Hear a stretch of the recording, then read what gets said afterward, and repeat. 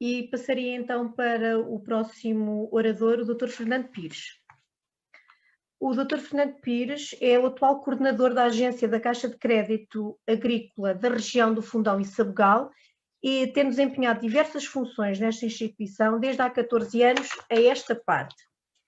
E eu tinha aqui uma questão para o Dr. Fernando. A banca, sendo um stakeholder incontornável do funcionamento da economia, não teve em março passado a resposta que muitos agentes económicos gostariam de ter visto.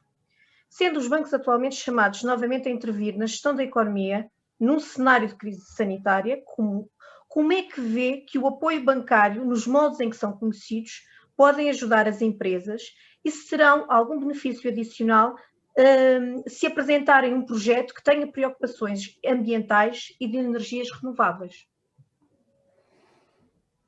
Muito bem, boa tarde a todos. Em primeiro, cumprimentar os colegas painel e obviamente cumprimentar e felicitar a Câmara de Comércio e das Beiras pela iniciativa que tomou mais uma vez. Portanto, este é o segundo fórum, já o primeiro acompanhei com algum interesse e obviamente também agradecer o convite que fez à Caixa de Crédito Agrícola da região do Fundão e Sabugal para estar presente nesta iniciativa.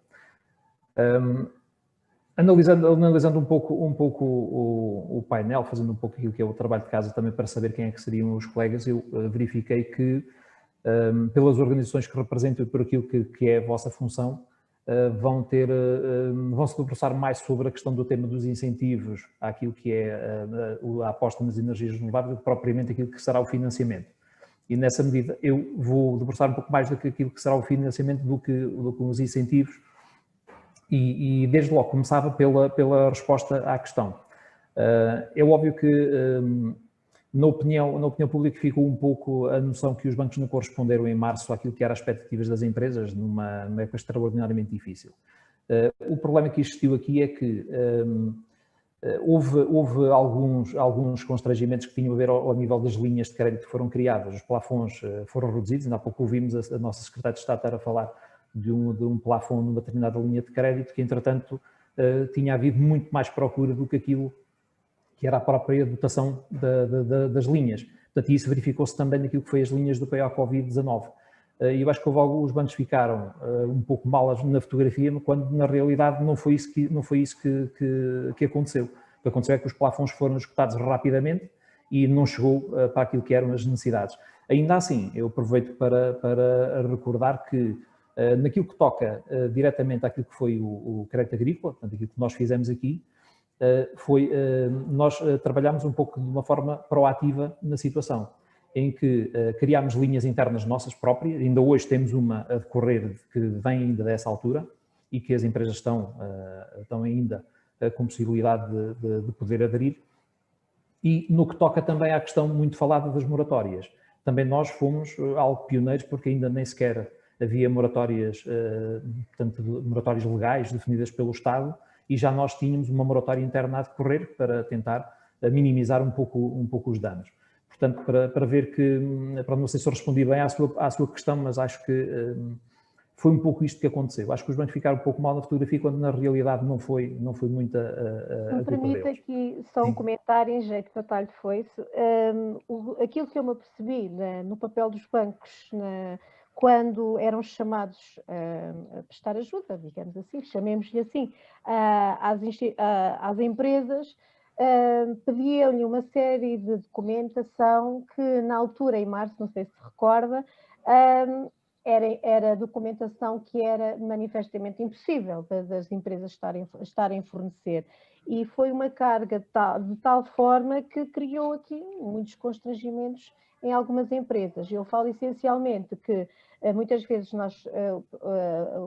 os contabilistas que tiveram aqui um papel preponderante no apoio às empresas, faziam tripas de coração para satisfazer as necessidades do cliente, e o que nós víamos era que tudo o que a gente lhe desse faltava sempre mais qualquer coisa. E sempre nos diziam que, olha, agora falta isto, falta aquilo, olha, quero fecho de contas. Portanto, era impossível que eu logo num dia, até podia acontecer numa outra empresa, mas maioritariamente as contas não estavam fechadas no dia 1 ou 2 de março, ou até meados de março de 2020, como foi o caso. E o que eu acho é que há aqui uma excessiva carga burocrática da parte dos bancos no desbloqueio dos processos às empresas. É só uma percepção que eu tenho de perceber um bocadinho como é que se passam as coisas no terreno. Sim, eu tenho de dar-lhe alguma razão nesse aspecto, porque nós não podemos esquecer que estas linhas eram linhas protocoladas com o Estado e que tinham intervenção das sociedades de garantia mútua.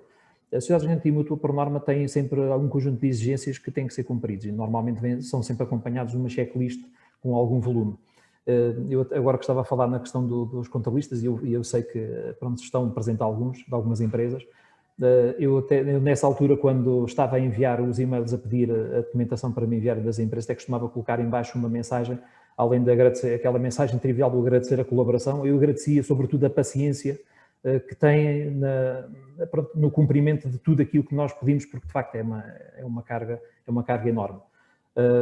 Agora, de facto que nós sabemos que nós estávamos a viver uma altura muito inicial daquilo que era a pandemia.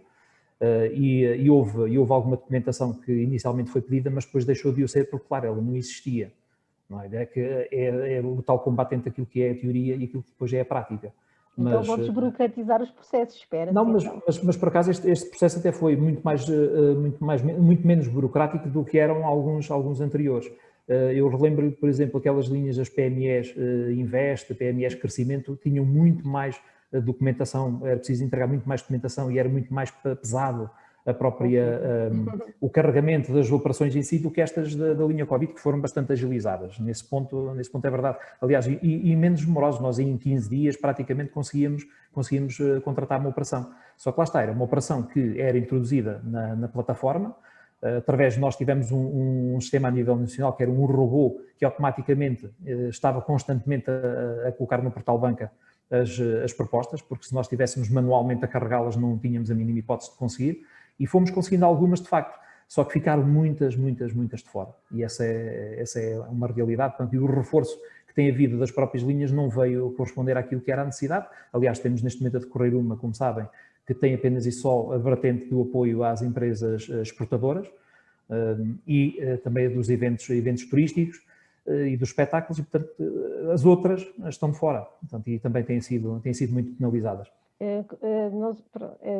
Atendendo agora a este novo confinamento, já reparou que, com certeza que também tem essa percepção, que as empresas estão com a sua liquidez completamente esgotada, estão muito sufocadas em termos de liquidez, veem que estão a braços com uma série de encargos, uma série de custos fixos, e não têm liquidez. Pronto, nem todos podem aderir, nem todos os negócios são praticáveis, ou se pode adotar a lógica do teletrabalho ou vender online, e então, portanto, há aqui alguns aspectos que têm que ser trabalhados no sentido de lhes permitir eu não sei se o ideal será haver aqui uma dilação nas moratórias, ou até haver aqui um papel mais amigo, entre aspas, dos bancos em relação às empresas, porque neste momento a percepção que tenho é que as empresas estão a passar uma dificuldade muito grande,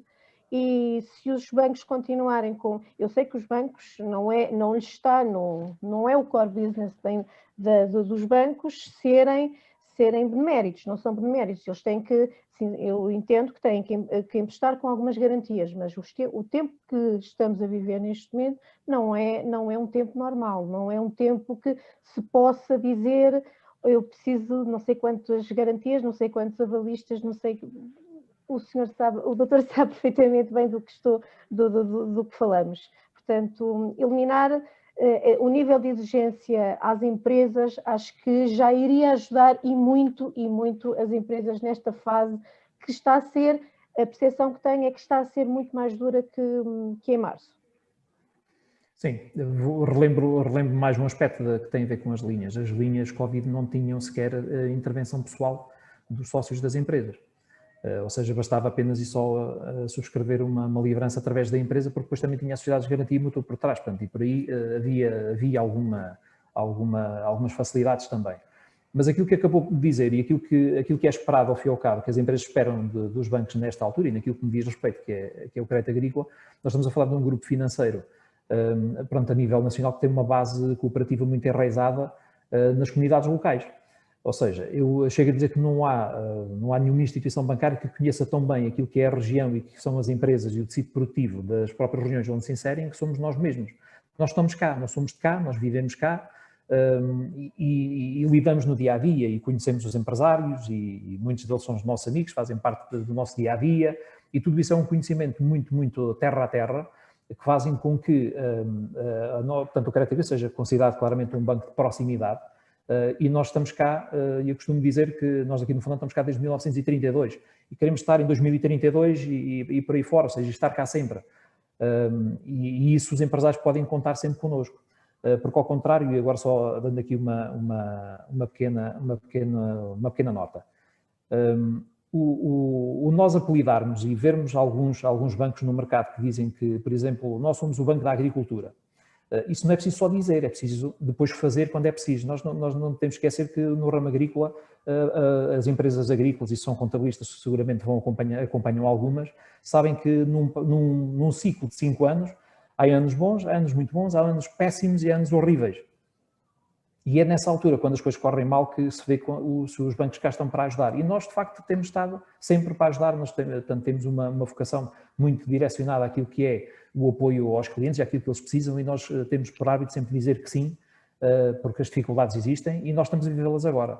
E nós cá estaremos, porque há uma situação que nós temos já, que ao nível das empresas, temos moratórias prolongadas até setembro deste ano.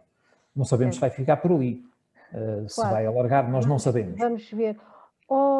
Dr. Fernando, eu tenho aqui uma questão que foi colocada aqui no fórum, que gostaria de lhe mostrar, que é colocada aqui pelo João Carvalho, que diz o seguinte: é importante sabermos mais sobre estas questões de financiamento, que é muito importante.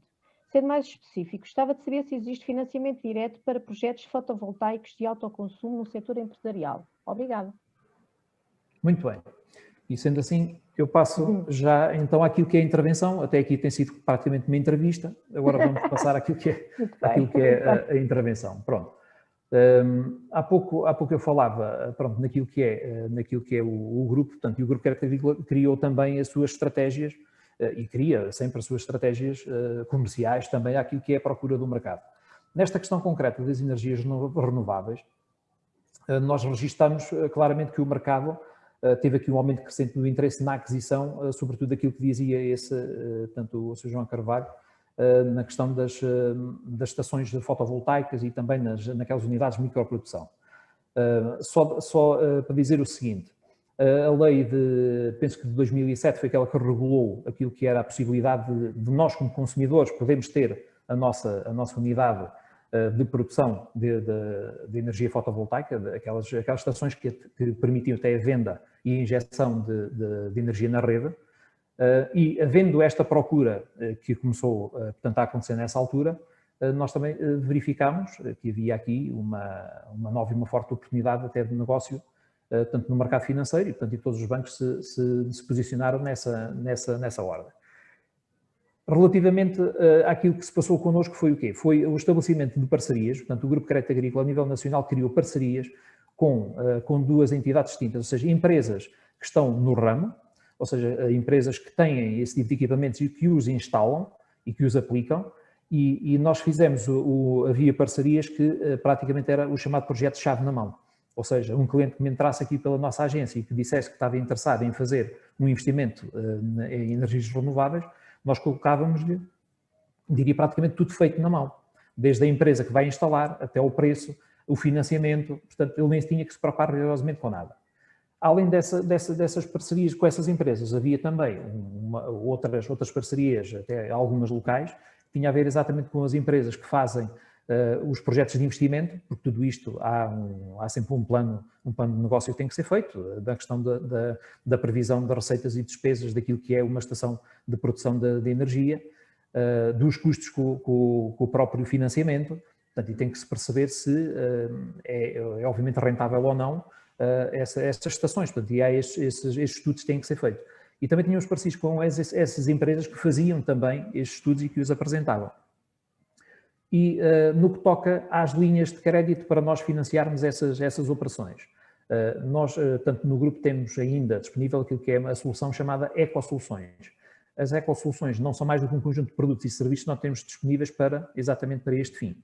Desde logo, na questão do financiamento, tanto o fazemos a privados, tanto a particulares como a empresas. Já agora um breve, pronto, a nível dos particulares, nós hoje temos há uns tempos havia aquela parte da procura para estações de produção de energia elétrica para injetar na rede, isso desapareceu um pouco, agora é tudo para autoconsumo, e a explicação era óbvia, porque nós também chegámos à conclusão que, para já, as licenças não estão a ser emitidas novas licenças para novas unidades de produção, e, em segundo lugar, também tem a ver uma coisa com o preço. É que enquanto nós estamos a injetar energia na rede e que nos pagam 4 cêntimos o kilowatt, outra coisa é nós termos um equipamento que dá para a nossa autoprodução e aquilo que não pagamos ao fim e ao cabo são entre os 10 e os 11 cêntimos por kilowatt, que é aquilo que nós pagamos normalmente na fatura energética das nossas casas. Portanto, estamos a falar de um diferencial mais do dobro. E, claro, deixou de haver a procura, portanto, o mercado ajusta-se, deixa de haver a procura por essas unidades de produção de energia para injetar na rede, mas mais para estas situações de autoconsumo. Depois, tudo isso tem a ver, basta nós fazermos um processo simples de crédito pessoal, o chamado ecossolução, que está claramente direcionado para esse tipo de produto, e depois tem tudo o que está associado, desde o próprio seguro do próprio equipamento, até, obviamente, ao seguro de proteção dos próprios titulares que vão subscrever um financiamento para isso, também para ficarem devidamente assegurados. Também neste campo dos particulares e também das empresas, há depois uma questão que se coloca agora e que há pouco também falavam aqui neste fórum, que tinha a ver exatamente com as viaturas, com os carros elétricos.